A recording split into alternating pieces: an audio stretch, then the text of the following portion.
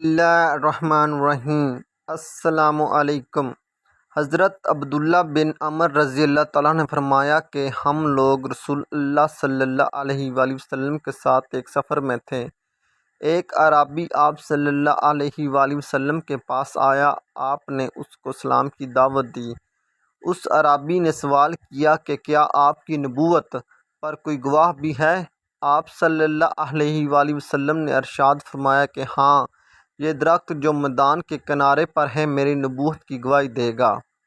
چنانچہ آپ صلی اللہ علیہ وآلہ وسلم نے اس درخت کو بلایا اور وہ فوراً ہی زمین چیرتا ہوا اپنی جگہ سے چل کر بارگاہ اقدس میں حاضر ہوا، اور اس نے بآواز بلند 3 مرتبہ آپ کی نبوت کی گواہی دی۔ پھر آپ صلی اللہ علیہ وآلہ وسلم نے اس کو اشارہ فرمایا تو وہ درخت زمین میں چلتا ہوا اپنی جگہ پر چلا گیا۔ اعرابی یہ معجزہ دیکھتے ہی مسلمان ہو گیا اور جوش عقیدت میں عرض کیا کہ یا رسول اللہ صلی اللہ علیہ وآلہ وسلم، مجھے اجازت دیجیے کہ میں آپ کو سجدہ کروں۔ آپ صلی اللہ علیہ وآلہ وسلم نے ارشاد فرمایا کہ اگر اللہ کے سوا کسی دوسرے کو سجدہ کرنے کا حکم دیتا تو میں عورتوں کو حکم دیتا کہ وہ اپنے شوہروں کو سجدہ کریں۔ یہ فرما کر آپ نے اس کو سجدہ کرنے کی اجازت نہیں دی۔ پھر اس نے عرض کیا کہ یا رسول اللہ صلی اللہ علیہ وآلہ وسلم، اگر آپ اجازت دیں تو میں آپ کے دست مبارک کو بوسہ دوں۔ آپ صلی اللہ علیہ وآلہ وسلم نے اس کو اس کی اجازت دے دی۔ چنانچہ اس نے آپ کے مقدس ہاتھ کو والہانہ عقیدت کے ساتھ چوم لیا۔ مسجد نبوی صلی اللہ علیہ وآلہ وسلم کی چھت کھجور کے تنوں پر بنائی گئی تھی۔ آپ صلی اللہ علیہ وآلہ وسلم خطبہ دیتے تو آپ صلی اللہ علیہ وآلہ وسلم ایک تنے کے سہارے کھڑے ہو جاتے تھے۔ حضرت جابر بن عبداللہ رضی اللہ تعالیٰ عنہ سے روایت ہے کہ حضور صلی اللہ علیہ وآلہ وسلم جمعے کے دن خطبے کے وقت ایک کھجور کے تنے کے پاس کھڑے ہوتے تھے۔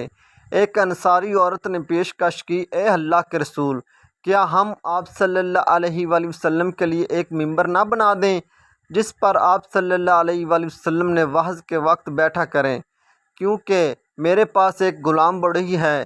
آپ صلی اللہ علیہ وآلہ وسلم نے فرمایا کہ اچھا، تمہاری مرضی۔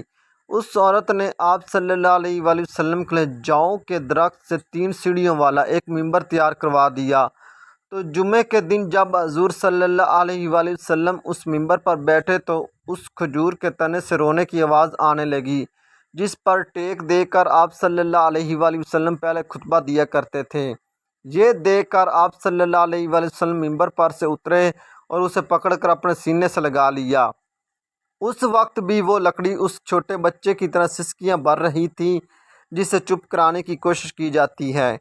اس کے بعد وہ چپ ہو گئی۔ یہ آپ صلی اللہ علیہ وآلہ وسلم کا ایک عظیم معجزہ ہے کہ آپ صلی اللہ علیہ وآلہ وسلم کی جدائی کا غم ایک لکڑی سے بھی ظاہر ہوا۔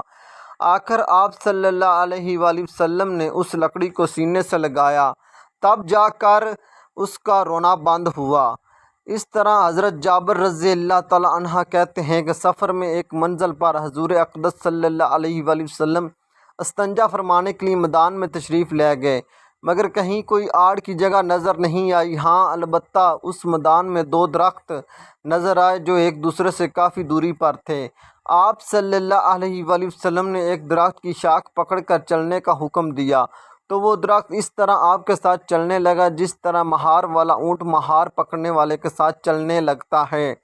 پھر آپ صلی اللہ علیہ وآلہ وسلم نے دوسرے درخت کی ٹہنی تھام کر اس کو بھی چلنے کا اشارہ فرمایا تو وہ بھی چل پڑا اور دونوں درخت ایک دوسرے سے مل گئے اور آپ نے اس کی آڑ میں اپنی حاجت رفع فرمائی۔ اس کے بعد آپ صلی اللہ علیہ وآلہ وسلم نے حکم دیا تو وہ دونوں درخت زمین چیرتے ہوئے چل پڑے اور اپنی اپنی جگہ پر پہنچ کر جا کھڑے ہوئے۔